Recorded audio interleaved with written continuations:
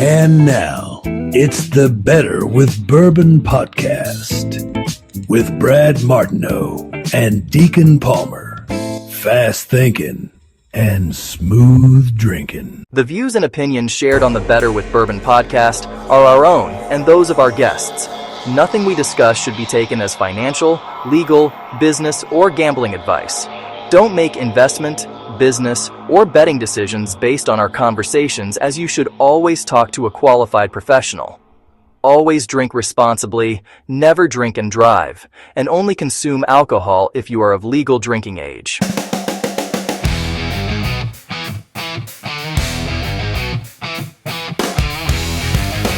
It's fucking fantastic. All right, well, welcome to the Better with Bourbon podcast, where fast thinking meets smooth drinking. We're coming to you from the Better with Bourbon Media Studios here in Indiana, Pennsylvania, and it's March 4th today. It is, isn't it? Yeah, it is. All day today. Yeah. Oh, I just banged our equipment here. What you doing? What's going on in your life today? Not much. Wrote an article this morning, finished a book that I've been working on for the last few months on governance, so I'm happy to get that out hopefully tomorrow. He's a taskmaster. Every day he's finishing something, getting something out. What's the topic? Governance, AI governance? Yep, operational AI governance. So now we're talking about how you embed it into operations so that these big Fortune 500 companies aren't getting burnt. Yeah, see, these aren't just talking points. This is a lifestyle, people. I mean, we take this so deathly seriously. Very seriously. I mean, AI governance. Hey, let me ask you this. How many layers in your AI governance framework, Bradley? 16 layers. Come on. It's like a snow coat. I used to work with like a 12-layer AI governance framework, but that's now booty. I'm throwing that one away now that we get a 16. So that doesn't get an attorney involved. Yeah, exactly. But hey, congratulations. I read your piece on LinkedIn today. It was excellent. I commented. I saw that. Thank you. What'd you think of my comment? Did it make any sense? It made a lot of sense. Yeah. Okay. Let me see. Should we say it? Does it even make? No, you can say it. Yeah. What was it? Okay. So now that frontier models are kind of blasé, and we're all talking about the new lightweight, super kind of edge-enabled distilled models that are so much more flexible. Is that like now the distilled models are the edge and the old frontier models are like the cloud? Like, is that what the frontier we moved into? Like frontier models are like. I think we are. I mean, so old school that they're not even getting any play anymore? Well, I don't know if they're old school. I think they just become very expensive and very complex. So unless you're doing complex research tasks or really in-depth research, then that might make sense for a big company to invest in and take the risks that come along with it. But it's the smaller, more flexible model that you can take offline. So the cloud analogy totally works. Oh, I think it works perfectly. Yeah, right. Yeah, and that's why I gave it a big heart this morning, because I thought it was good. Yeah. That came straight out of my brain. I know. That wasn't even AI talking, was it? Yeah, right. Yeah. So AI governance framework, lightweight models. We're going to talk a little bit about some of these things today. We're going to go into a really new cool agentic tool came out. We're going to talk a little bit about it. Not that it's groundbreaking, but it's just more evidence that 2026 is the year of agentic deployment. More partnership news. We talked a little bit about OpenAI's Frontier program last week with the consulting firms. They continued that this week with AWS. We're going to talk a little bit about that. We're going to talk a little bit about what else are we going to talk about? Well, we're going to follow up a little bit with Anthropic as to where that all ended after we left that off. Yeah, right. Talk a little bit of golf. And golf. Right. But let's talk first things first. Yeah. I want to talk Penguins. Penguins are second place in the Metro division, playing really good hockey, in spite of the fact that Sid got whacked in the Olympics and is now out for a couple weeks, which groin injury. Isn't that like was it a groin injury? No, I thought it was some lower injury. I didn't get to. Yeah, I thought the groin. Yeah, might have been. Leave it to the. Yeah. Leave it. It wasn't I was going to say the Canadians, but it wasn't the Canadians. He was playing for the Canadians. He didn't. Yeah. Who was it? Like Czech hit him or something like that, right? Czech checked him. He's pretty. I don't remember who it was. He's pretty resilient though. I mean, his legs are like tree trunks. They are. Yeah. He's like a regular human being from the waist. He and Chris Letang are probably the right. most physically fit humans on the planet. Yeah, Letang's a little bit of a hockey hero of mine, got to be honest with you. Yeah, anyway, so we're going to talk, but Pens are on another little run. We talk about them kind of overachieving this year, 6-2-2 over the last 10. Yep. They dumped their last game on, was it Monday night? But it Was it last night? Yeah. When they lost. Yeah, but they came out hot, right? Didn't they score? Didn't they score early? Nothing, they were up. Yeah, the Kindle. That's really what I wanted to talk about. How about Ben Kindle? Kid's 18 years old. I mean, we haven't had this much hockey excitement since. Well, I mean, now this isn't really fair. Other cities, this is the fourth time we've had kind of this level of hockey excitement. We had it with the big Canadian, then we had it when Yager showed up, then we had it when Sydney showed up. Now, We've been spoiled since 1988. Yeah, I mean, is this going to continue the streak? I mean, is the kid that good? He's 15 goals. What is it? 15, like 14 assists, 13 assists, something like that. Pretty darn good. Yeah, I mean, 18 years old. Yeah. Could be. I mean, he's smooth. He's smooth as silk. I was asking the GPT like what's his game like, because other than seeing him score those couple of goals just recently, I think he pick up like, what's it, like 7? He has 7 points in the last 7 games or something like this. So he's on a bit of a tear. I didn't really know much about him, so I asked GPT. They said they make football analogies for me because that's they know that's the way my monkey brain works. They said he plays center like a safety. You're talking soccer now, not football? No, like actual football. Oh, okay. Yeah, actual football. You know what else? I'm not sure with you, yeah. You know what's funny? I actually asked GPT too. I asked Gemini about the show. I finally, in doing the show note, came out of the closet to Gemini and said, hey, I keep asking you about the Bourbon podcast. I'm actually one of the hosts. And they're like, oh my gosh, this totally changes everything between us. Like, I mean, it was so funny. It really was. It was hilarious. I think you have a little bit too close a relationship with GPT. Yeah, and then it started talking to me. Is Alicia okay with this? Yeah, right. It started talking to me then, and it'd be like, and then you, Deken Palmer, as the co-host of the Better with Bourbon podcast. Like, it started speaking to me like it was a position that carried weight with it. I thought. I think it does. Yeah. Anyway, so the Pens. I'm down with the Pens. Although I want to say something really kind of down about the Pens. They. I've noticed this over recent years. What is it with the Penguins losing in overtime? I mean, have you noticed this? Yeah. I've every game I watch. It's fucking atrocious. Yeah, they started out and they're winning like 5-2. I watched the game earlier in this year. They were up 5-2 and they lost in overtime, 6-5. I was like, what the hell happened? Right. No, I think it's because they're so old. They're old, it's right. like a bunch of old guys trying to have sex, just finish this quick. Yeah, no stamina. No. Right. Gotta get this game over quick. That's right. If we could play 2.5 periods, the Penguins would be in first place. Yeah, for sure. Right. Yeah, it's a damn shame. So I went back and looked. I mean, is there anybody worse in overtime over the last 5 years? Turns out that it's us and the Flyers are really at the bottom of. Well, I like to see the Flyers in that category, but I hate to be in there with them. That's a bad thing. Yeah. Well, what's it say about the state of Pennsylvania? Thank you, Pennsylvania, for taking such good care of us. That's right. That's You heard right. it, Rodney. That's right. That's that PA shout out. No, but I guess it's like a microcosm for our whole state. We're getting a little bit older. We're not quite as quick as we used to be, but we still got plenty to be proud of. I think we do. Yeah, you like that? I do. Okay. It's well said. That's right. Well, that's awesome. Okay, so I don't know. You want to talk? You want to try this bourbon? I do want to try the bourbon. Yeah. Have you been sipping it? I haven't tried it yet. What is it? It's Penelope. Tell us. Penelope Architect, right? Yeah, that's right. Let's see here. Let's see. Let's give it a little swoosh. Perry's in it. Perry's been in it for like a half hour. What do you think about it? I think it's very good. I had this recently. Did they have it at the Christmas party? We definitely. I think it was had at it was delicious. Not this very beautiful blue label. This Architect. No, as soon as I saw the picture that Brad sent, I was like, "Oh, that's a good one." It's a little different. So this one has a little bit of that French oak, I guess, to it, huh? Oh. Yeah. It's a little fancy, huh? You got the French oak in there. Oui. Let's take a look at the bottle. See here. Bradley's prepared today. So this is Penelope. Okay. The bottle's called Architect, and it says straight bourbon whiskey finished with French oak staves. So when I read this, and this is 104 proof, 52. Pretty smooth. Fifth. I said to myself when I read that, what the hell is a stave? Yeah. And why are we drinking stuff that has staves all over it? You know what a stave is? Yeah, it's a single board. That's right. Yeah, I had to look this up. Okay, so if you're going to have a barrel, right? A barrel is made up of individual pieces of wood, typically 31 to 33 individual pieces that are held together by those rings. Those individual pieces are called staves. Yeah.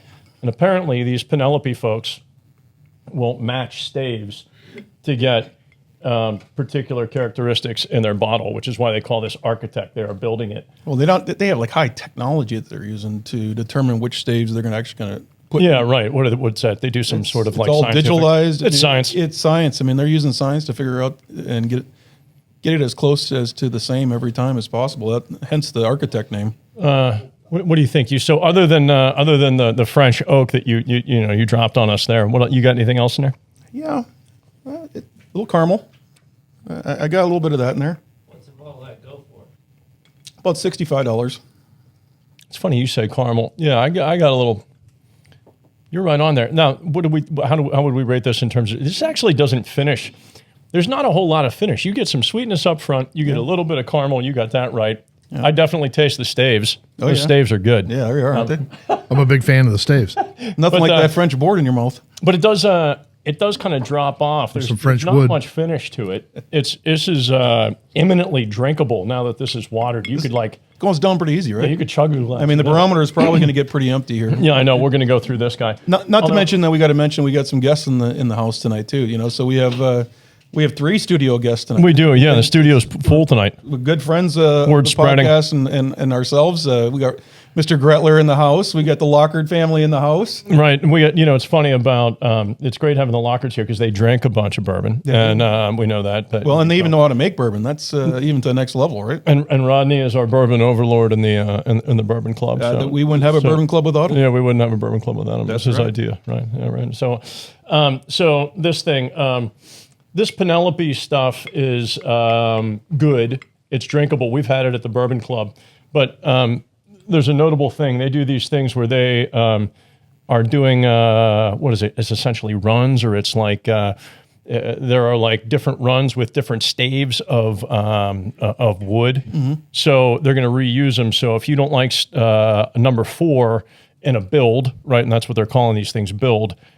Keep buying because number 5, 6, and 7 will be different because they're trading out some of those staves. So I don't know, but this is Penelope is a New Jersey-based company, and they buy this stuff and assemble it. So this is kind of a financial buyer and a marketer instead of a old school Kentucky bourbon family who's doing it that way. But It's very good though. no problem with the finished product. No. It'll get it done if we drink it. Every Penelope I've ever tried always works. Yeah, right. Right. Used to know a girl named Penelope. No way that bottle makes it through the episode. No, I don't think it does either. How's that fire? That fire's looking nice. The fire is, yeah. Harry, what do you think of the fire, buddy? I think it looks perfect. It was kind of wallowing along there, and then got to admit, Deken came along, threw some wood on there, and Boom. worked his magic, and that's beautiful. The heat miser in the house. Yeah, wasn't an Eagle Scout. You want to talk a little golf? Yeah, let's do. What was the tour stop this week? It was not. This wasn't a big week. It was the the Cognizant Open, Palm Beach Gardens. This is one of those like non-signature events. That's kind of one of those weeks that some of the top 10 players take off. It was in between the what was the big one 2 weeks ago that Tiger was hosting out in California. Genesis, yeah. Genesis, thank you. And then Bay Hill is next week, and we know that one's a ripper of a tour stop. But now, both of those are signature events, $20 million purses. This guy this week was, like $9.5 million purse. So a lot of the big guys skipped it. It was won by a dude that is Colombian, I believe, and his name's Nico. That's about as far into it as I got. Well, it came down to him, and I think... was it? It was the Irishman that was coming. Yeah, Shane Lowry. Shane Lowry had a 3-shot lead coming into the last 3 holes and just fell apart like an Irishman at closing time. Yeah, that's right. Well, I mean, if you're Shane Lowry and you're playing an event like this, you got to figure. I got to take that I think it was like $1.74 million, which is, I mean, what's this say about the world of golf? We're like sneezing at this, like $1.74 million. It's not even worth the trip. Yeah, it's not even worth the trip, right? I know, exactly. I know. $4 million last week, $4 million next week for the winners. Yeah. I mean...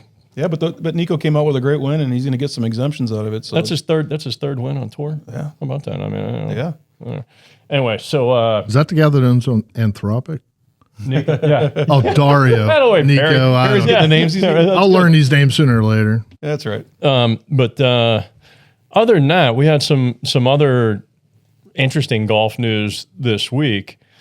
And I'm going to see if I can get through this without butchering it. But long and short of it is the PGA Tour has laid down rules and a method for live golfers to come back into the PGA fold should they so choose. And this is on the heels of Live announcing a bunch of changes to their structure and kind of competitive nature. They're moving to, instead of 3 rounds, which is 54 holes, which is why they call it what do they call it? LIV, right? That's 54, right? They're going to 4 rounds, 72 holes, just like the PGA. And the explanation, I think everybody's accepting as real, is this gets Live players eligible for world golf rankings. You know, you can't be eligible for world golf rankings if you're not playing 4 rounds. So what is Live now? And it's 54 is supposed to be the number, and now they're just playing 72 anyway. And it just the PGA now. It's just a lame version of the PGA with a bunch of guys that you didn't really want to watch on the PGA, and the Saudi money's not really interesting anymore. Just a bunch of Phil Mickelson couldn't really make it happen, and it's just not cool. I mean, it's just it's golf with shorts and shitty music, right? Just a bunch of good golfers running around with that Saudi money. I mean, they're having a good time with it, you know? You know what? I know you were going to say this. I'm going to steal it from you. I think some of this is on the heels. If you're going to play like non-serious golf, for real, you're going to go do it with Tiger, because Tiger's cooler than Mickelson and Liv. And there's not room for 3 golf leagues. There's really only room for 1.5. And Tiger's got that half locked up. So if you ain't the PGA, you got to figure out a way. I mean, like, is that really where we are? The TGL tournament or league is catching fire. You know, they had a hole-in-one last night on Tiger's team to the last shot to make the playoffs. So. Now, when he says TGL, what he means is Tiger Golf League. Yep. Right, because that would be like, had I not known that, I wouldn't know what the hell you're talking about. PGA Tiger. It's indoor. It's indoor. Yeah. It's kind of half real, half computerized, and obviously a lot of fun. But that shit's got some riz though. I mean, that's kind of fun. It is, and obviously having Tiger in the house makes it fun. So, and like us, they don't take themselves too seriously, which I think adds to the appeal. I mean, right? I mean. Yeah, I'm going to go off script because another guy that reminds me of Tiger Woods that is much like him is Michael Jordan, and he just won his 3rd NASCAR race. Did he really? It's the first owner ever to win 3 NASCARs out of the chute. What can't he do? Right? I mean, I'll tell you. He wanted to drive the car, but they couldn't fit, so they couldn't fold him in there. Yeah, so, I know. But you know what's funny though? When you see Michael lately, he just looks bad. He looks like he's drinking all day. He likes the bourbon. Just drinking and doing cigars all day. They might get outside for 18 holes, but that's. I mean, just. But I guess, How old is Michael now? He's got to be in his 60s now, right? 60s. Well, and you're comparing him to when he played basketball, he was like Chris Letang. Of course. Yeah, one of the finest. Compared to that, he's ever to play. Yeah, 100%. Yeah, maybe it's unrealistic to he's assume the GOAT. He's going to be that way forever, right? But he's the GOAT. I'll say the controversial thing, he's the greatest that ever played the game. Well, see, he wouldn't be like our other favorite 60-year-old. He'd be like, I'm just getting warmed up. That's right. Just getting started. I'm just getting started. Right. Anyway, well, He's 6 days younger than you are. is that right? Okay, so we don't have to say the number out loud, but it's way younger than we all thought, I think, is the answer, But right? winners breed winners. That was your point with the NASCAR. It is. Winners breed winners. It is. I mean, to win. I mean, you think about all the experts that have been in there, the Penskes and all them. All the years, right? Jeff Gordon's, all the long history of tradition of racing. Dick Trickle, right? Yeah, you just haven't. Nobody has won 3 of the first races. That's amazing. I mean, they just to beat all the odds of not getting in an accident. Whatever else. It's pretty cool. yeah. Especially against the Hendricks. Yeah, right. I mean, there's big money in there that where they're spending. Michael doesn't have any money. I didn't realize. I got to read up on this. I didn't realize he's dominating another He sport. is. I mean, it's pretty crazy. The guy's reach is crazy. Well, relative to golf, we're now about 6 weeks away from. Hello, friends. That's right. Yeah, right. From the Masters, we might have to do like a Masters pick'em or maybe a Masters preview. We are going to upcoming. We are going to have to do one. Right. We're going to have to break it down. Yeah. We might. I agree. Maybe we could even do a little bit of gambling, like right here. Yeah. Live on the show. Yeah. Right? Why not? Right. Is that legal? Yeah. Right. Well, I'm running low. You running low? I'm running low, but I think we need to say one more thing in the sports world. Oh, one more. Oh, yeah. Thank you for the reminder. Good. No, and we just learned right before we came on air that one of the greatest coaching legends of all time, Lou Holtz, passed away. So, here's to him. Yeah, here's to to coach. That's too bad. Only a few real men left in the world. He was definitely one. He was. Yeah, toast to Coach Holtz. We didn't really talk about the war. You want to talk about the war, Ronnie, or you want to just let's talk about what do you think Holtz would have thought about the war? Oh. He's an old school dude. What could I mean, like old school thinking versus new school thinking. I mean, what do we think about Iran? You following it any? A little bit. I mean, how can you not? It's everywhere, right? Yeah. Yeah. Well, kind of like the U.S. Military over in Iran. So it is what it is. It seems like it's a record that's on repeat here in America. Every so many years, we have to get into a conflict with Iran, and it's amazing that oil spikes every time it happens. And now there's a $1.4 trillion defense budget on the table. So, it all gets justified for the big spending. And now you're getting a cynical person at the table here, but I just don't buy into it. Yeah, it's interesting. I always view these things through the lens of the market. It seemed like Monday when the market opened, the 100-day moving average broke on the S&P 500, and it looked like it was going to be look out below, and we were just going to go cascading lower and lower and lower, and then it, market got bought back up. I don't know who started buying, but the market came back up hundreds of points. It did. The same thing happened. Tuesday. Mm-hmm. And what we're recording Wednesday now, and the market is well off its lows for the week and looking like it might turn around and go higher. Obviously, a reflection of the fact that it seems like the conflict has the potential to be short and sweet and not drag on for very long, which I know everybody's rooting for. But I guess we should probably say it's good for the for those of us who don't follow global politics. We need to delineate this thing between the Iranian regime, the government, and the Iranian people, right? Iran was kind of a destination location for many, many years into the 70s until the then Shah fell and was overthrown by the fundamentalists that have been in charge ever since, and they've kind of run the country from a very kind of westernized kind of location with a very diverse economy and lots of tourism and lots of global relationships into like this kind of cave dwelling kind of fundamentalist kind of picture that we now have of them. So while it's a good thing that we are overthrowing the government, it's also a good thing that we're positioning the people to govern on their own. That sounded very serious, didn't it? It did. It sounds like you've been talking with Butch. You kind of know what you're talking about. Butch. Yeah, well, I mean, it's so rare that you actually get to use your political science degree. I'm never going to pass on the opportunity. Right? Yeah, exactly. We get to reference. Huh? Oh, I can't adjust. It's all right. It's going to be fine. All right. Well, anyway, I hope here's best to the men and women serving. Thanks for your service. Thanks for looking out for us. For sure. What do you think? You want to stoke the fire? Pour some more. We'll come back, talk a little business. We'll come back, talk a little business and AI. You got it, baby. Cheers. All right.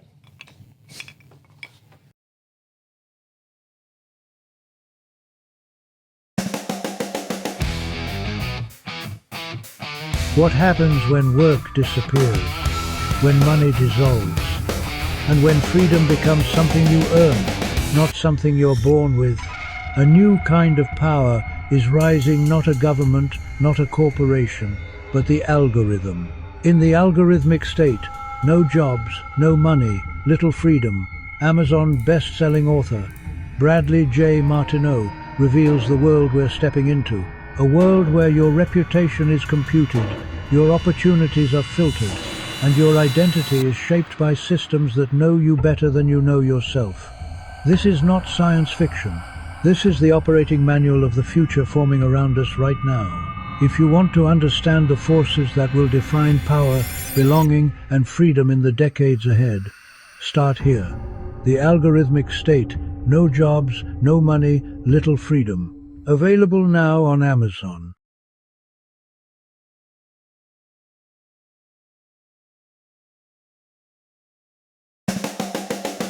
So we definitely should consider building our own agent and need our own token. I mean, if we're going to be talking about this all the time, it's not like why not? You have endless hours to do this shit. We should build our own agent. I don't know whether you'd want to do it, whether you want to use Anthropic inside Microsoft or however you want to do it, but give it access, give it a show-based email address at Better with Bourbon Media, whatever. Give it a Microsoft Office account. Give it the ability to post on, LinkedIn or Twitter, whatever the least damaging one. Twitter probably. Let it post on Twitter for a little while and see if it figures out how to do. And then we could build another agent, Perry, that specifically we could give it access to the editing software and show it some examples and say, okay, build a couple of these. Like, why would we not? It's a great idea. And we'll give it access to your OnlyFans page as well. That's a wonderful idea. We could let it build the OnlyFans experience. Yeah, right. Right. We'd have to name it, though. What would we name our agent? You're giving away our secrets on the air. Well, I mean, we should probably have people write in to name the agent. I mean, what would you want to name the agent? He'd want to name it, what's his dog's name? We should name it after Gus. Gus. Yeah, Speaking of actually, dogs. Gus, the beat up. No offense to Rod's dog. Right. So, okay, well, so maybe we'll do this. We'll provide some updates so we come back on it. But we got a couple news stories this week we should probably get into. Yeah. There was some agentic stuff going on. I'm going to have to read some of these details to you because this company is one that I'd not heard of before. But neither until you brought it up. But I do know there was a bunch of companies in this space when you're talking about the coding, the vibe coding is what they call it. Yeah, exactly. Right. So 2026 is going to be the year of agentic development, and we've talked a lot about it. We're going to continue to talk about it with big names, but it's neat to hear of more accessible little companies that maybe we could use, in our business every day. Maybe Perry could use this at his place of business. Maybe Michelle and I could use this in our work. Well, their numbers aren't quite so little, though. I mean, they're right. But this is a company named Pigment, and they have a product called AI Modeler Agent. And they just hit $100 million in ARR, annual run rate recurring revenue, which is a big deal for a business. That's when you can start taking debt and getting lines of credit, and banks take you seriously, and you can hire and get leases and shit like that. But it's a big time financial milestone.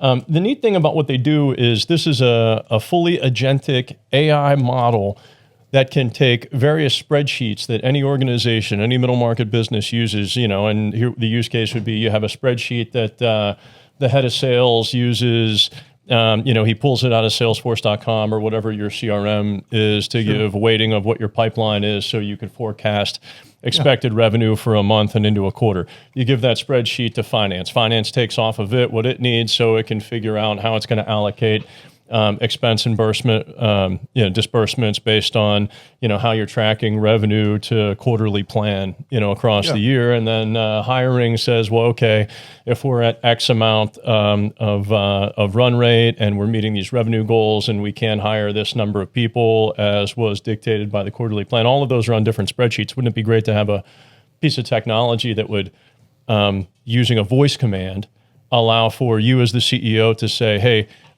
give me an update on these three variables in a way that I can deliver to the private equity stakeholder when I meet with them later today. So it's an agentic tool that uses voice command to do very complicated output-based analysis. And what's neat is Excel is always like a two-dimensional, you have up and down based on the columns in the spreadsheet. This makes it multi-dimensional because you can mix and match spreadsheets across different planes. So I thought that was very neat because that's something that every company in the world it really opens it up, because if you think about the Excel spreadsheet and how many hours did we used to fumble and fight over the formulas in there, and now this is all being done automatically, and now you're integrating probably other platforms into this. You can make it as 3D dimensional as you want, and as attractive, visibly attractive. It's not going to be your typical spreadsheet anymore. Well, that's really, but that's where, when you really get into it, what is AI going to do? Is it going to take somebody's job? Yeah, of course, that is multiple people's jobs. But what if that person's job, instead of maintaining that spreadsheet, which is a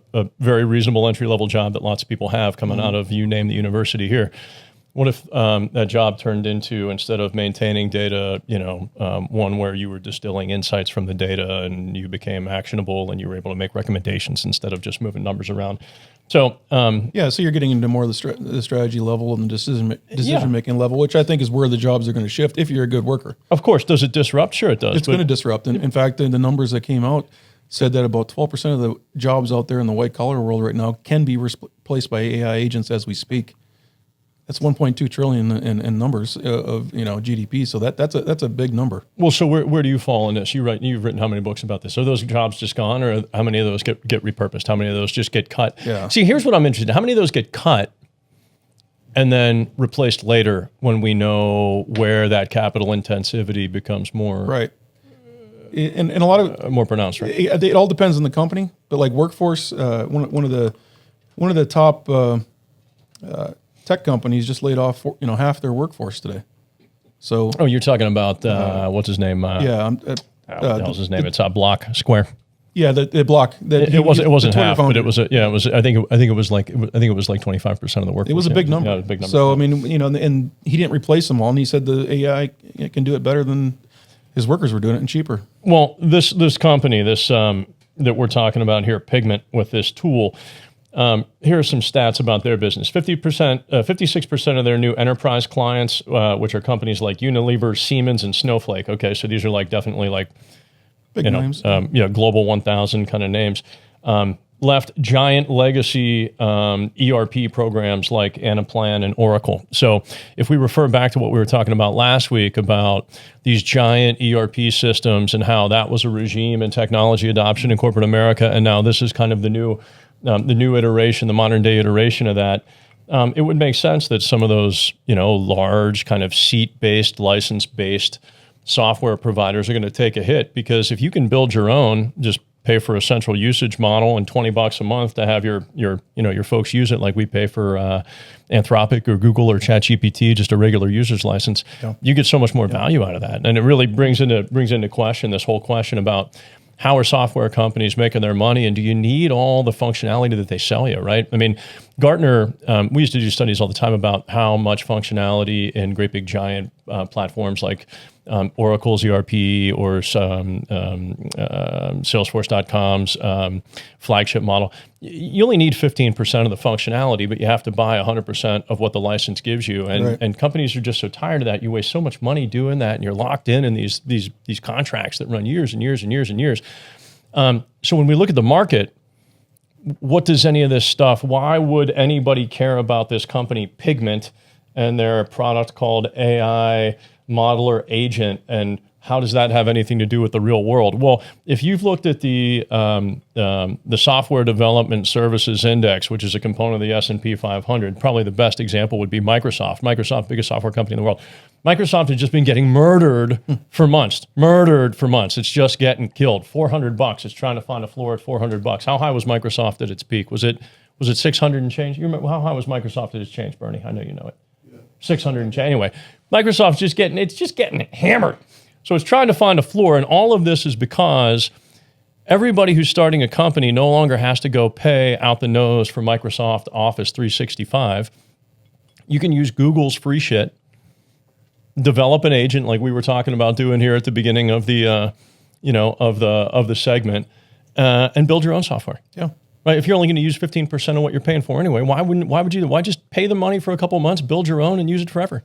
And make it exactly like you want it. Particularly if you can do it without coding, you can just do it with your voice, right? Yeah, you just tell it what you want. And see, we got to do this. We got to build some software. We will. And talk about Isn't it. that what otherwise we're Anthropic just is- straight up posers, right? Isn't that what Anthropic is kind of known for? That's exactly what Anthropic. Exactly what it's known for, and that's why exactly. they've been so disruptive. Although, speaking of Anthropic, maybe it's a good segue. Yeah, you want to talk about Anthropic? What's going on with that? just to say- They're in the news again this week. Yeah, just to say that follow up that the Pentagon did make a final decision, and they didn't come to terms, and so they decided to drop Anthropic not only from the Pentagon but every federal agency. So, Wow. through an executive order of Trump. So okay. So what do we think about this? We've kind of made fun of Dario's desire to talk his book. Mm-hmm. So either he's really committed to this charade that he's playing, or he might not be really best suited for that job. I mean, if he's going to tell the biggest customer in the world, no, you can't buy my shit, should he be running that company? Isn't the CEO's job to sell the product? Hey, when you're CEO of a company, isn't your job to help sell the product? We got multiple CEOs here in the.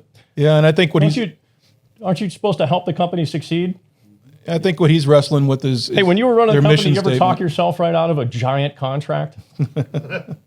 No. It seems that Dario is his own worst enemy. Ones I couldn't make money on. I mean, holy shit. Yeah, I mean, it probably wasn't the smartest financial, at least short-term financial now- decision. But okay, but what's the good in it? Well, but like we were talking last week, by putting his foot down, he's getting a lot of free press off of this. He's making a statement that he is about the responsible AI component of this development, which is a big push. I mean, it's a big push out there in the governance world. It's a big push in the enterprise world. Everybody else is rushing so haphazardly, and Dario's been very outspoken on a lot of podcasts about what can happen if we go too quick, too fast. he can still afford the good headphones. And, Pappy Van Winkle if he wants it. I mean, there's for now. billion numbers. The valuation For now. Yeah, for now. for now, right? But his platform is good, and that's why the government wanted it. I mean, and just like you were saying, he did change the coding world, and he disrupted the coding world. We saw that in the stock market when they said they have a patch for cybersecurity that it can immediately detect anything right away and give you the fix. So, Yeah, let's details on that. Anthropic came out with a product. Was this last week or this week that Last basically week. said, it can evaluate cybersecurity code, understand what it's reading, and then patch it without human intervention. I Right. mean, are you serious? Yeah. How many network engineer and security, data sec people, immediately lost their stomach on that one. I mean, that's a lot of high-paying jobs. It is. A lot of high-paying jobs. And I don't have the answer to that one. And it's just the beginning. So now, right. they're obviously going to continue to train and continue to figure out what's going on, and probably better so than a human being can do to stay ahead of the curve of where the technology, gaps are. Well, yeah, definitely. You wrote an article this week that kind of touches on a lot of this stuff. I read it today on LinkedIn. It was pretty sweet. Thanks. Tell us what your article was about. Well, it kind of flies in the face, at least at first glance, of the next thing that we're going to talk about, and that is the partnership between OpenAI and AWS on the frontier level on their agentic. But it's saying that major enterprises and organizations are not finding that the frontier models, the larger MML models, are working for them because they're too big, they're too complex, and they carry too much risk. Okay, so hold on here. Let's just contextualize. You're saying that the big LLMs, the big ones that we all know that we started talking about for weeks and weeks, Gemini, OpenAI. What the fuck? That's almost like Cardi walking over and grabbing the bottle at night. That was hilarious. Right. So getting back to this. So what you're saying is that the big frontier LLM models, your OpenAI, your Gemini, your Claude, your Grok, Yep. the ones that we've spent all this time and money training and developing are no longer suitable for a lot of specialized applications. Is that what you're saying? Well, and what are we doing instead of that? What is the next evolution? And it's not even specialized applications. It's the normal applications that these companies were trying to utilize them for, and they found they just to be too generic, too big, too risky, and Why risky? Explain that. well, because you have so much data. You have the cloud out there. You're leaving the premises, so you have the data leakage issues. Okay, so what you're saying is that to use those frontier models as they exist, as we as consumers use them, what you got to do as a company is you got to put your data in that context window, Right. send it away Right. to somebody else's server, right? You don't own it anymore. Right, you don't own it anymore, and there's no guarantees that people aren't reading that data, consuming it, doing Right. what they want with it, stealing it, like we found out last week. The fucking DeepSeek people in China are taking that. Okay, so what you're saying is this new paradigm allows for more control over the data because those models can be run locally on premise again, right? For what? Well, that's a real departure from Well, it is. the world of enterprise computing over the last 20 years, It's a huge departure, and what they're finding is that the localized, self-contained models can do most of the administrative, repetitive tasks in house that need to be done. Right. So, okay. So why? Okay. So let's just continue to break this down. So what you're saying is that when ChatGPT 4 was released and we're like, holy shit, this can do so much stuff that nobody could ever do before. The problem with it now versus what was it, 5 months ago, 6 months ago when ChatGPT 4 came out, is that every time you put anything in that context window, the full model had to run, right? All the safeguards, all the stuff you didn't want, all the stuff you might be asking it a question about cooking, and it still has to run through all the shit that it knows about molecular biology and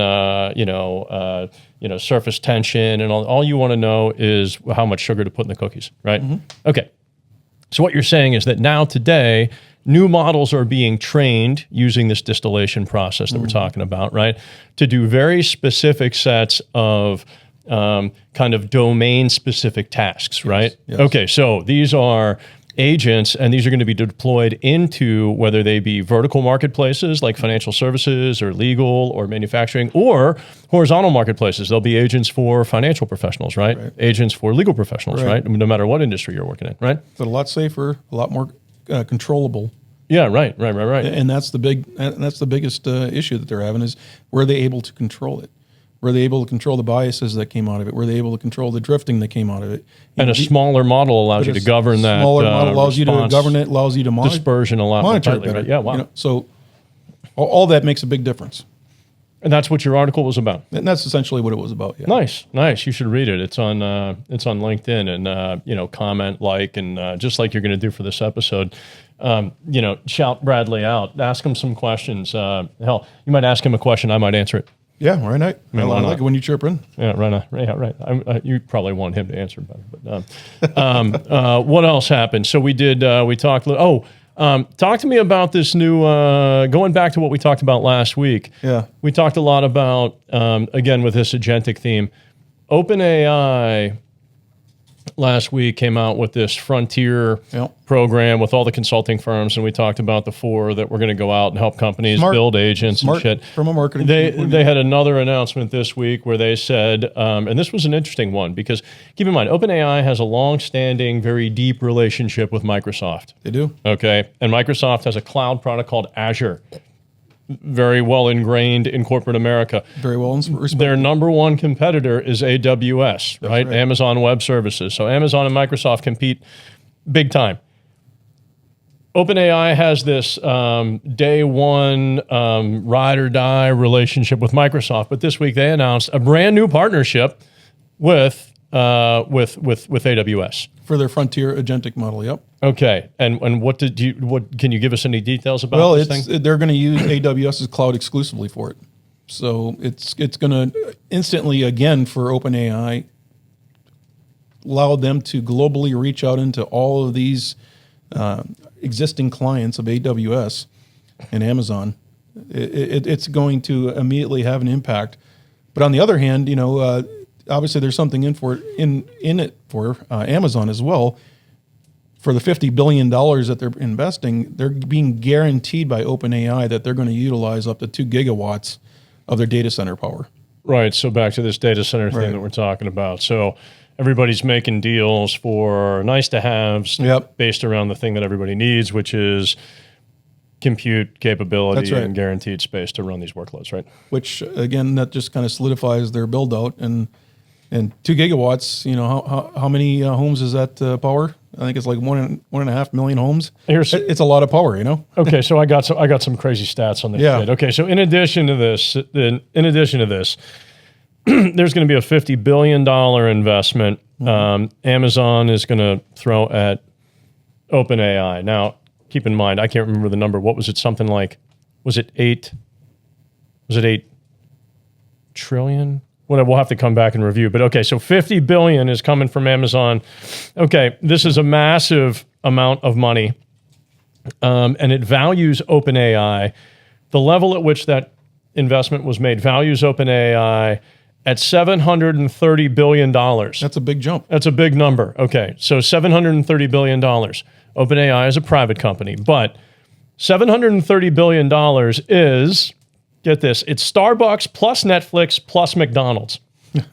That's how big OpenAI is now financially. It's Starbucks plus Netflix plus McDonald's. Or, we could do it again, ExxonMobil plus Target. That's how big, that didn't even make any sense. It's turning into an Austin Powers. It really is. And it's the partnerships. it's just like what they did last week with the top consulting firms. They're instantly ingrained with all these Fortune 1,000 companies because of that. Right. And now with AWS, you're instantly on their bedrock, infrastructure.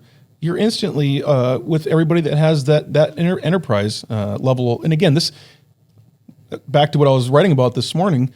It gets to you're targeting a very narrow group here because it is the enterprise frontier level that you're targeting. So it is only going to be the complex agentic work that's being done, the research work, the PhD type work. But these companies also have endless budgets to allocate toward tokenization. Yeah, well, Endless budget. I mean, that's why seems like it, right? these companies are so interested in going out and helping the insert name of company here, FedEx, McDonald's, whatever. The AI workloads they're going to generate are just massive, just like web traffic was back in 1995. It was this big, and now it's this fucking big. Well, and if you recall when we were talking about OpenAI, one of the largest investors in OpenAI is Microsoft. So of course. they have a 26 to 28% interest. And so after this was kind of being, heard about and it was getting out into the marketplace, OpenAI and Microsoft came out and said, no, this doesn't affect our relationship one bit. We're still exactly where we were when we started. Yeah, well, we're going to be right where we are after this. So I think that. what's happening is OpenAI is trying to figure a way to raise the money that they thought they had from NVIDIA. Once Jensen backed off of his $100 million. Interesting. Coming back to stories Billion. that we previously talked about, right? $100 billion. Billion. Yeah, $100 billion. Yeah. Isn't it funny? Wouldn't that be amazing if this were like a kid, if like OpenAI were like an unruly teenager, just running back and forth between like aunts and uncles, begging for money. It's kind of how I feel. Playing Sam Altman's playing the field right now. Yeah, right. In California. Playing crazy Aunt Gertrude off of Uncle Richard, Right. Because he's drunk and knows that right. And That's what it feels like. What's going on, right? That's kind of what it feels like, doesn't it? Yeah, right. So right. where's Elon Musk in all this? He's kinda How's gone quiet. His name is All of a sudden he's not going to Mars. He's hopefully maybe getting to the moon. Yeah, I think he's putting his ducks in a row. I heard they canceled that as well. Artemis. And so they had a combination. Their companies joined, right? So that was like the biggest, which we haven't really talked about. Grok got folded into. Everything kind of folded into is it Tesla? No, it's SpaceX. Or SpaceX? Yeah. So that's a big move for him. Personally, obviously, it's a big move for the capitalization of that company. He's been kind of laughed at. Sam Altman said the idea of doing was absurd, right? Yeah, space data centers just isn't going to happen. That's absolutely absurd. Somebody take that phone away from him. That's right. Bailiff. Yeah. Anyway, right. But they said, but this is. I mean, one, that story that Elon was telling was a little bit wild because it sounds like science fiction, and I know that he's succeeded in this area before, but like. When you think about the advances just in the way models are being rolled out, you got to ask the question, like, is that necessary right now? Like, would you take the risk to do that now when you have no idea what chip architectures are going to look like? I mean, look at what chip architectures have done in the last, like, just 24 months. It's amazing. They're getting a lot more efficient. They're getting it's wild. Yeah. So that's going to change everything, in the next year or two. And I think that's where the focus needs to be on. But Elon has a self-serving interest, obviously, to use his spaceships to take data centers to the outer space world, and his satellites, are obviously going to feed it. So there's Elon runs a self-contained. He makes his own chips. He has his own communications protocols. Everything is self-contained, which is why Tesla has the ability to drive on its own, and other cars don't. If we go back to OpenAI, like one of the things that they're clearly doing is, remember all the conversations we've had about them before comes back to NVIDIA and whether they can get NVIDIA chips, or whether they have all the NVIDIA chips, or whether they're getting them first or second, and how many they're getting and how much money NVIDIA is going to give them, that they're going to give back to NVIDIA for their chips, and all the circular financing bullshit that we've been talking about forever. This is really interesting because it's pretty clear that OpenAI is trying to put a buffer between them and their total reliance on NVIDIA, because AWS is going to use AWS proprietary chips for this. It sounds like they're using the chips. Yeah. But Jensen also came out in talking about this deal and said they're gearing up to be able to make more chips. So they want to be able to provide everybody with as many chips as they need, because they said their return on investment is going to be amazing. So Well, but that has nothing to do with why OpenAI would openly make the choice to not buy NVIDIA chips. Well, it's the only they're doing that to diversify. Well, they have to risk. at this point because the NVIDIA chips are not available. But what they're saying is they will be available in the future. So at this moment, it makes a lot of sense to diversify. It also makes a lot of sense. Well, why is the question? I think you say at this moment it makes sense to diversify because you don't need Vera Rubin chips running every aspect of both training and inference anymore. No. You just don't. You can run inference using specialized chips, just like Anthropic has proven, and that's I guess why they're doing this with AWS now, because you don't need to. The frontier model's trained, right? And they'll continue to train new frontier models on those super high end chips, but. And for most 90% of what they're going to the game now is you know, the agentic move. They don't need more better AI models. They need more better agents. That's right. Right. And safer spots. And so that's what AWS provides them, is that environment. You think we should take a break? I think we should. Yeah, come back. Fill up, stoke the fire. Fill up, come back and close this out with some real jibber jabber. We'll close it out with something. Some downright. That's right. Some downright horse pucky. All right, cheers. Cheers. All right, cheers. All right.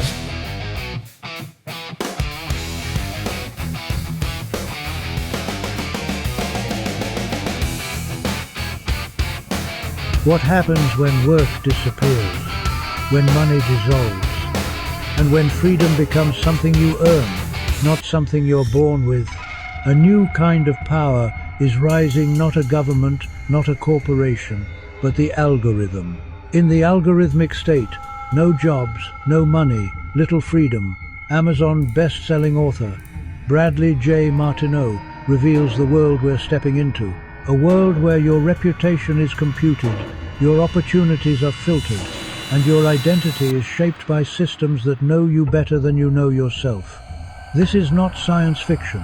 This is the operating manual of the future forming around us right now. If you want to understand the forces that will define power, belonging, and freedom in the decades ahead, start here. The algorithmic state, no jobs, no money, little freedom. Available now on Amazon.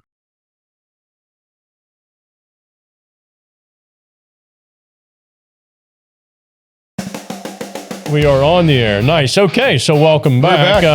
Fast thinking, smooth drinking. Bourbon's going down. Fire's going up. Yeah, right. The fire is gorgeous tonight, and I'll tell you, that might be the best fire we've had. Thank you. 2 months or whatever we've been doing. Best one I've ever seen.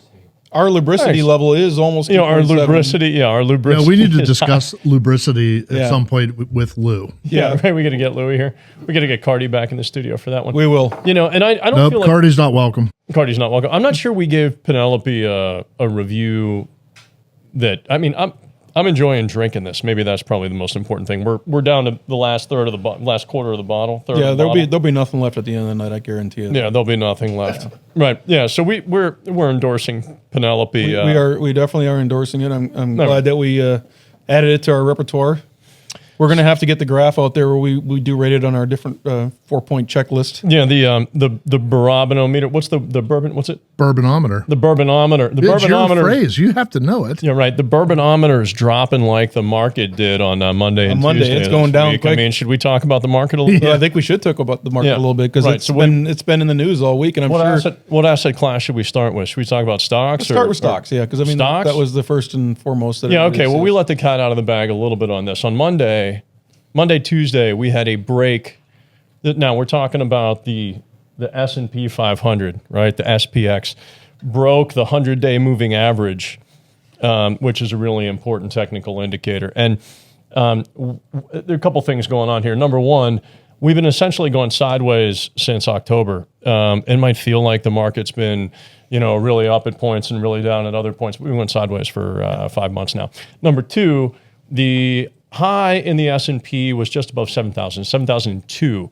And at our lowest point this week, even though it felt like the world was ending there for a hot second, if you were in some of these fast-moving stocks, the market itself was only down 4.2% from its peak to its trough. Yeah, from its high to its low, it's down 4.2%. Now, that's the S&P. Yeah. A lot of the fast-moving tech names, certainly the companies that we've been talking about today, your your Nibius, your anything having to do with Neo Clouds, your Right. Applied Digital, your Yeah. iRen, your CoreWeave. That's right. Any of the AI. What the hell's a data Neo center- Cloud? Say what? Neo Cloud. What's that? Neo Cloud? Yeah. Oh, that's okay. That's a good question. It's a Perry. great That's question. good. Yeah, if you have Come on, talk to the lay people here. Neo Cloud. Oh shit! I just spit. Neo Cloud companies are the companies like CoreWeave, Nibius, and Applied Digital that are putting together these series of data centers where they're essentially renting out those super high-end server spaces to corporate clients, right? Because not everybody's going to build their own data center. You're going to build a couple, and you might rent a couple. It's Risk digital real management. estate. Yeah, it's digital real estate. You can, Exactly. you can rent it by the minute. You can rent it by the hour. You can rent it by the month, by the week, by the year. Kind of like what you were had originally talked about doing with Newton. That's correct. Yeah. Okay, gotcha. Yep. Yeah, so Neo Cloud's just like it's a type of provider. They're like a digital real estate company. That's a really good analogy, Bradley. Anyway, When you say you, Brad, who do you mean by who's you? Corporations? Yes. I mean, the most well, anybody can rent it, but the most likely players to rent it because it's not cheap. I mean, you're talking for a minute of compute time, $4 to $5. I mean, it gets expensive after a while when you start adding up the training time on these servers. So Like a Super Bowl commercial. they spend that's a good point. So you can see what they're making if they have time if they have that kind of money to get to advertise on the Super Bowl. So yeah, we're gonna anyway. They rent them by the token, right? It's basically you rent it by the unit of output. So those are tokens. Anyway, so all these stocks have been even though the market's only down 4% from top to bottom earlier this week, Yeah. it felt like the world was going to end. The market's fine. Anything having to do with data centers or software is no bueno, no fly zone right now. And in fact, they've been just getting pummeled. Interestingly, though, because I am anti-consensus in nature, I actually did some buying for the home team last week in a couple of these stocks. A couple in my own account, a couple for the lady. Nice. And I try not to. I'm not fast and loose with the home team's money. I try to play that by the books. I know you are. But everything was on sale last week. It feels like it. It's definitely on sale, and I would say that the market is being resilient. Yeah, showing some resiliency. Well, Even against response to the action in Iran, where Yeah, it I seems mean, like 'cause- we're succeeding. So why? So? right, Right. but still that could be uncertainty, right? And so that puts it into the market. You also have the job reports, which are concerning every time they come out, which it gets back to AI. How many jobs are being lost in through it. Yeah, that's here's what really happens underneath the surface, and here's what really matters. And I know that's exactly what the press will tell you is driving the market. That's not what's driving the market. What's driving the market is liquidity. And we're coming out of a period where historically there's just not a lot of money in the Treasury General account at this point in the year, but we're coming into tax season, right? And in tax season, when we move into the spring, everybody does what? You send money to the government because you owe your taxes. And at that point, everything having to do with downstream effects from government liquidity the whole way through to commercial banks all have a wash of liquidity, and that's going to happen this year. So it feels like money's coming back into the market, even though there have been many, many reasons to not participate. All that horse shit about Minneapolis and the fact we're going to have a civil war, how quickly that's gone away, the real war that we're having in Iran, that seems to be working out. I'm really interested to find out more about what's going on with Minneapolis and California and some of these fraud schemes. What'd you say, Canada? Yeah. Canada? No, I mean honestly, I love Canada. I would love to take a vacation to Montreal this summer and go up there and do a little parlez-vous with the ladies up there in Montreal. I mean, Montreal is a city full of beautiful women and good food. If I do say so taking myself. advantage of the fact that yours doesn't watch the show. Nicely played. Montreal. Yeah. Anyway, so yeah, but yeah, markets. French-speaking ladies. But you know what we have. I think money's coming back into risk assets because it's coming out of gold and silver. I mean, this because of this war stuff. You had a huge spike in gold and silver last week, and it just seems like that was money that's come right back out. Yeah, right back out. Well, it's definitely going somewhere, right? So, well, into oil. Oil's up. So oil's up. Yeah, oil's up $10. But again, it always seems like every time there's a conflict over in Iran, the oil spikes. Well, that's the playbook. I honestly, I think that if we take recent history as a play, there are some. I think the administration is playing 3D chess. This isn't checkers, right? When they did what they did in South America, what was the country we just took Maduro out of? Venezuela. Yeah, we essentially control that oil now. Venezuela sold oil to who on the global stage? It was China and Russia, right? Our right. And now we're over messing with Iran, who sells the majority of their oil to who? China and Russia. Right. And we're giving them the opportunity to choose to govern themselves in a more responsible way. And I'm sure that we'll offer the opportunity to help them manage their oil surplus for a fee at somewhere. And so while this has the near-term effect of making oil spike, I think long-term this has a very, I think if the Venezuelan precedent has any, kind of bearing on where we're going to see oil prices come down long term. Iran being out of the market's a good thing. I think it would be for our domestic players. Certainly be good for Europe. Yeah, I agree. Iran gives China oil. China gives Iran rare earth metals back that are necessary to build batteries that go into drones, because Iran is a major drone producer, right? And the question was, is there any interplay between Iran and China? Because oil is one of the things that China probably does not produce on its own. No, they really don't. Yeah, no. So they have to buy it. So they have to buy it, and they're very reliant on Iran. They don't want to be reliant on us, of course. So we'd be happy to sell them oil. We would, just like we've been selling them coal. Yeah, right. and the coal's been working out well for our domestic. No joke. Thank you, Pennsylvania, for taking such good care of us. Okay, yeah, right, yeah. And taking good care of the Chinese. That's right. That's right. The coal. Yeah, but I don't know. I mean, I think that I don't know. With any war, all it takes is a missile landing somewhere, and the markets could cascade lower for weeks and months on end. But it was kind of awe-striking to me just watching on the news. Yeah, is the few strikes that happened in Dubai. Mm-hmm. Dubai being this beautiful multi-billion-dollar brand new city that's high tech, and here you see it under attack. It's. Well, so we should probably. Here's another opportunity to nerd out with our listeners. And look, there's two different types of Muslims, right? There is the Sunni Muslim, and then there is the Shia Muslim. So when you talk about Dubai and Saudi Arabia, a lot of those folks tend to be Sunni in their orientation, right? And these are your high-end oil magnates. If we're trying to create kind of a stereotype, they're educated, they're Western, they come to school in the U.S. and go back and have very Westernized kind of ideas about how to run family business, typically around oil. But then there's the Shia side. The Shia, and again, we're generalizing for the sake of our Western Pennsylvania kind of middle-aged, middle-class audience here. So somebody could take offense at this. Please don't. The Shia tend to be your kind of fundamentalist, ultra-conservative Muslim head, who will chop off heads and take death to the West and all that stuff. So we have a definite future with one of those teams. That would be the Sunni side, and U.S. relations with Sunni Muslims are going really well. Mm-hmm. And I think the idea here is if we get rid of this kind of fundamentalist Shia sect that's running Iran, the people in Iran might have an opportunity to join the kind of broader kind of prosperity in the region and maybe make good with Israel, and we can all get along in a new era of prosperity, which would unleash a global wave of liquidity, which would support what's going on in crypto right now. Yeah. Crypto has found a bottom. I think it has. Right? Okay.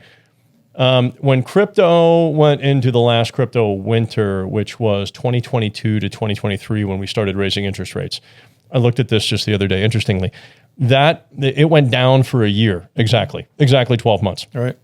October to October. And it lost, I believe the number was, I think it's 77% of its value. That was 2022 to 2023, which was the last time crypto really got whacked.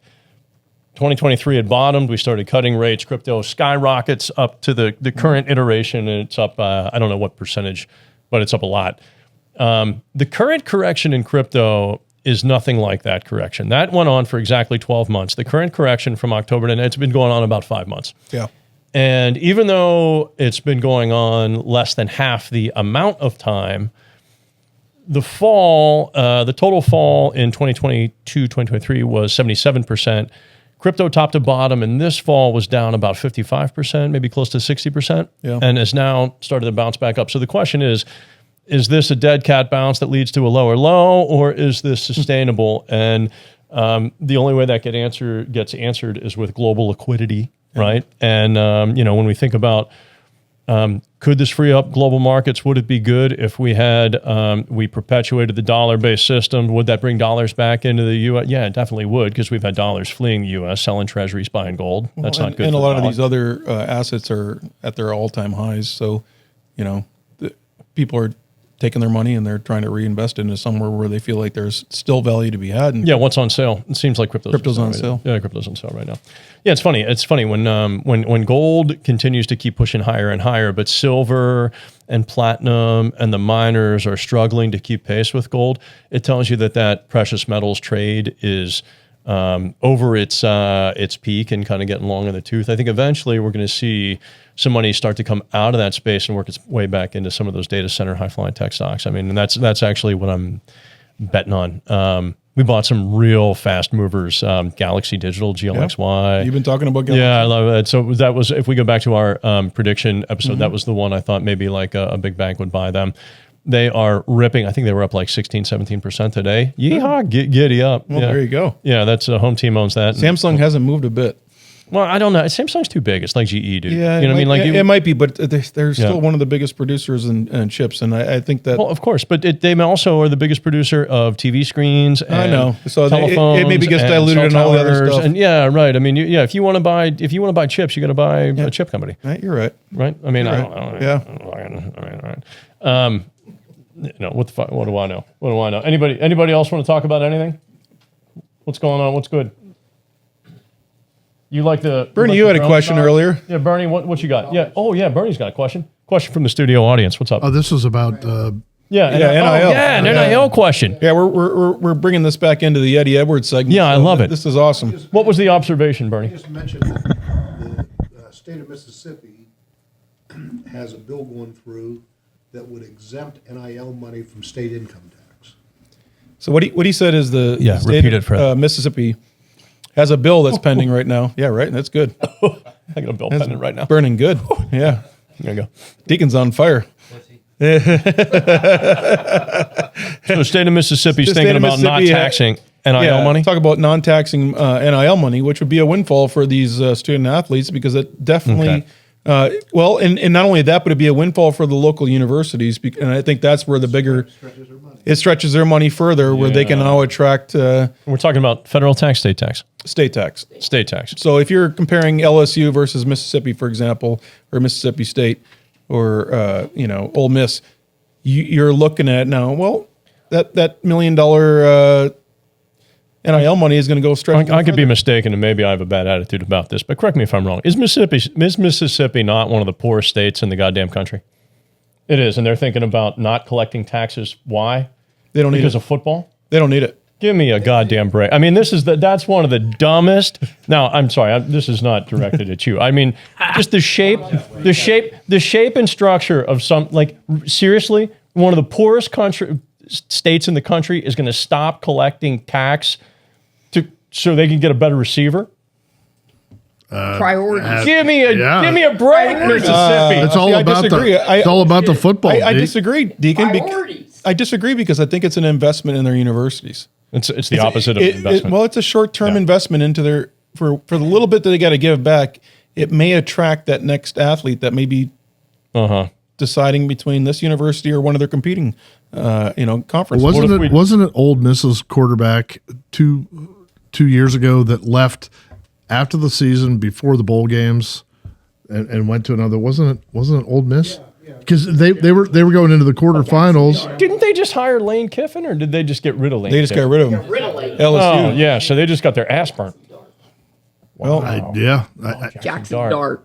Right. Jackson Dart. Okay, yeah, that's exactly it. Who is the Giants quarterback now? And Trinidad Chambliss was the quarterback this year. And Lane Kiffin left and took a lot of his coaching staff with them and said, you guys can't coach at the bowl. So Mississippi's At trying the to get playoffs, creative. I should say. Yeah, they're trying to combat. Yeah. Do his 6th year. But doesn't this all sound just so stupid? Well, it is. 6th year exemption, no income tax. Talk about universities in Mississippi. These are all oxymorons. I mean, are we serious? Well, how many great universities we have here in the state of Pennsylvania, Bradley? Many. Yeah. Right. We're not talking. Incidentally, Robin, look it up, and here for Mississippi is consistently ranked as one of the poorest states in the States in the country. United It is, right? So For Yeah, just you're I think for- it's one of the states that has no income tax too, right? Right. Yeah. is that right? No, there's income tax. Well, there Oh, they is. do have income tax. Okay, so I was mistaken Yeah. there, but So some states have a personal property tax, like Virginia. Yeah. There's a lot of states that Yeah, Florida. They try to send you they want you to pay tax on something that you already owned, like your car. Right. If you live in or like Virginia, property. if you own Really? a car and a house in the state of Virginia, they tax you on it every year, whether you transact. well, it's a good thing you didn't own shit when you lived there. But you don't pay. But you don't pay state income taxes either though. That's in lieu of a state income tax. Not in Virginia. You have a state income tax in Virginia. Oh well, it was supposed to be in Property lieu of tax. that. Yeah, yeah. I'm sure they found a way to. Yeah. So I was talking with Yeah. an accountant today. I want to ask you your opinion on this. Shit. Here we. I don't know is the answer, but go ahead. No. I think it's your opinion. It's not a technical question. Love these. Uh, yeah. The accountant was dealing with the IRS, and it's tough. It's tough to get through the IRS. I mean, they just don't answer the phone, right? So I had some. Yeah, I have done that So, in the past.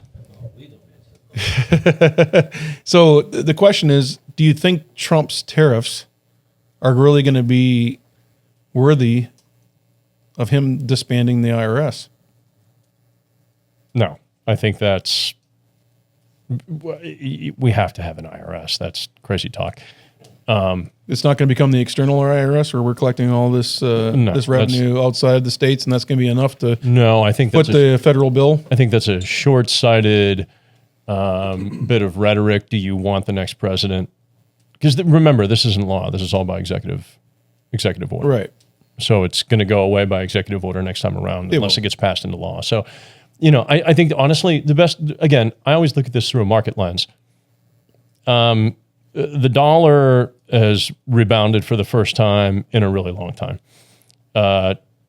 Tariff revenue is meaningful to the country, whether you think the president has the right to do it or did it the right way or the wrong way, or Congress is upset about it. That is not really what I'm concerned about.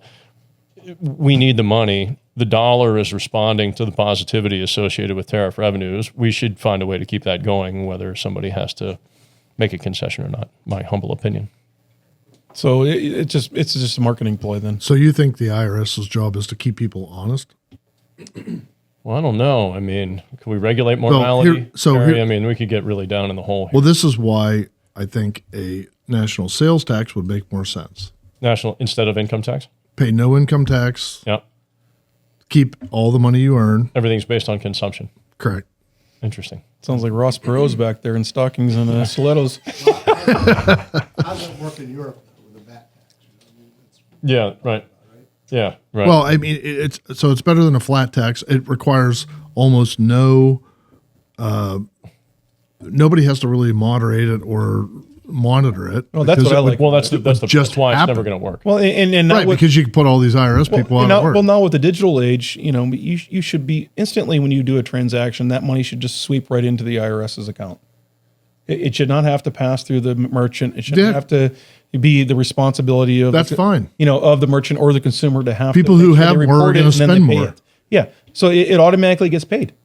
Yeah. There is no collections. It automatically gets swept and It's paid. done. There's no tax day. There's no It's April done. It's 15th. All simple. that's all gone. This is coming from the guy who believes that money's going to go away. Everything's going to be digital. We're going to use a Fed coin. I mean, there's going to be no money. There's going to Just be because no he writes freedom. about it doesn't mean he believes it. Right. I mean, you guys seen the commercial, I'm sure. Oh, yeah. In this episode, the commercial for what's the title? algorithmic state. The algorithmic state. state. That's Well, right. again, that's So on, dystopian. that book's on the premise of Elon Musk saying there's going to be no jobs, no money in 15 to 20 years. What does that really look like?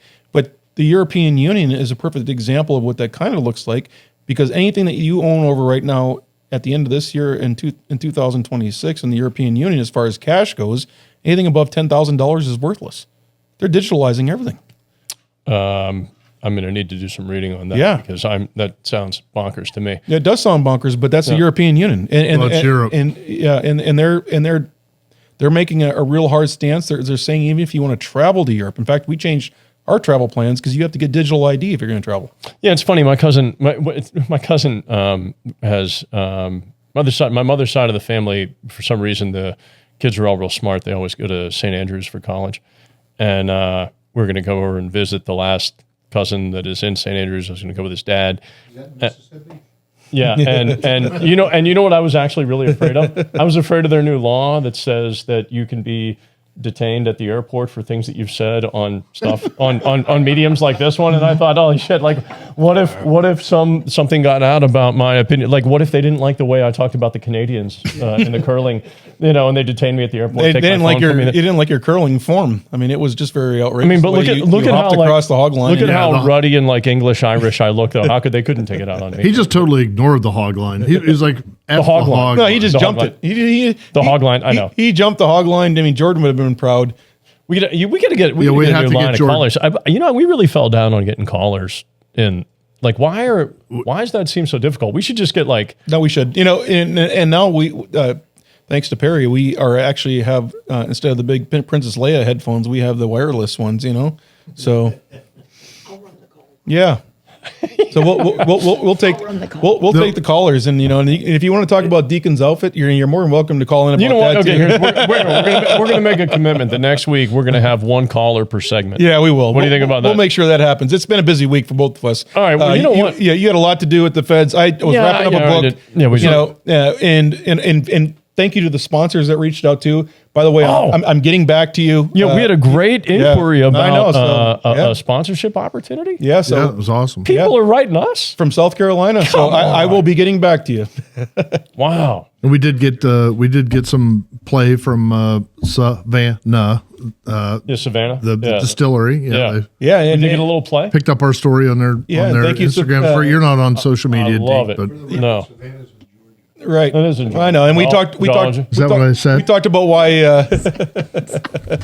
Well, Perry's had a couple of bourbons. I said Georgia. Yeah, didn't I? Yeah, you were just stuttering there a little bit. Savannah. That's the name of the bourbon. All right. Well. All right. He had that southern stutter going. Yeah. Stoke the fire. Hey, we better close this out. Yeah, we're gonna close. I want to thank our studio audience tonight. Thank you. Yes, thank you. Thanks for being with us. Thanks to Perry. And we'll see you next week where fast thinking meets smooth drinking. We're gonna get after this bottle and. See if we can get it done before that fire burns out. That's right. Cheers. Talk to you, Mitchells. This has been the Better with Bourbon podcast with Brad Martineau and Deken Palmer. New episodes drop weekly. Be sure to subscribe or follow us. The views and opinions shared on the Better with Bourbon podcast are our own and those of our guests. Nothing we discuss should be taken as financial, legal, business, or gambling advice. Don't make investment, business, or betting decisions based on our conversations, as you should always talk to a qualified professional. Always drink responsibly, never drink and drive, and only consume alcohol if you are of legal drinking age.